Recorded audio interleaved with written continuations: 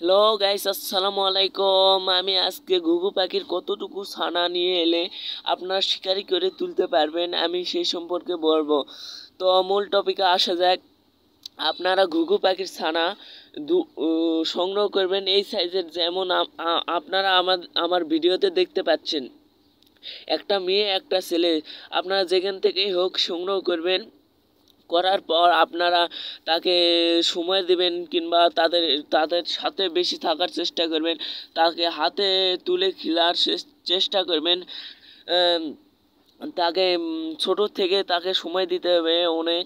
তার সে যখন বড় হয়ে যাবে, ওরা শিখবে, তখন একটু একটু ওরা শিখবে, তখন তাদের একটু করে দানা কেটে দিতে হবে যাতে হালকা পাতলা উঠতে পারে।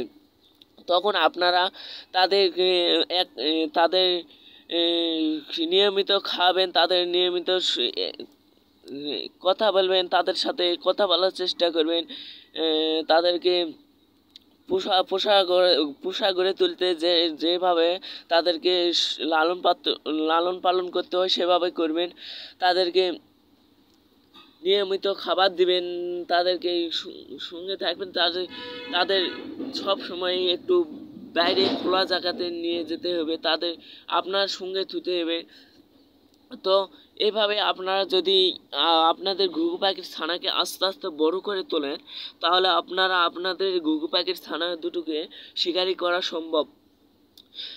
তো আমি একটা কথা বলি, আপনারা বড় ঘুঘু কিংবা কোনো ঘুঘুকে আপনারা ফানের মাধ্যমে ধরেছেন, তাদেরকে শিকারি করতে চাচ্ছেন, তাদেরকে আপনারা শিকারি করতে পারবেন না।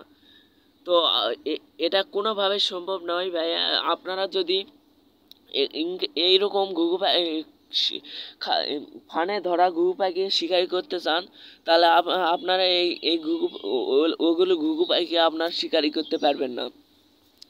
কেন, তারা আগেতেই জানে তাদের কি তাদের মা বাবা শিক্ষা দিয়েছে তার কোনটা থেকে কোনটা ভয় পেতে হবে, কোনটা শত্রুপক্ষে এবং কোনটা ভালো পক্ষে, এটা ওদের মা ওদেরকে শিখিয়েছে। তো ফান থেকে ধরা ঘুঘু পাখিকে আপনারা কখনোই শিকারি করতে পারবেন না। তো এইরকম পাখি, ছোট পাখি, ঘুঘু পাখি ছানা এইটুকু পালক একটু উঠেছে, এইটুকু ছানাকে নিয়ে এলে আপনারা ছোট থেকে নিজে হাতে লালন পালন করে যদি আপনারা বড় করতে পারেন, তাহলে আপনারা শিকারি করে তুলতে পারবেন।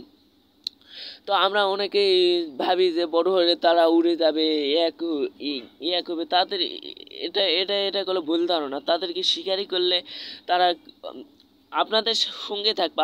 আপনি ছেড়ে দেবেন, সারাদিন বাইরে ঘুরে বেড়াবে, সন্ধ্যা নামলে আপনাদের কাছে আসবে। তো আপনারা ভাববেন না যে দূরে চলে গেছে আর ফিরে আসবে না, এরকম কিছু ভাববেন না।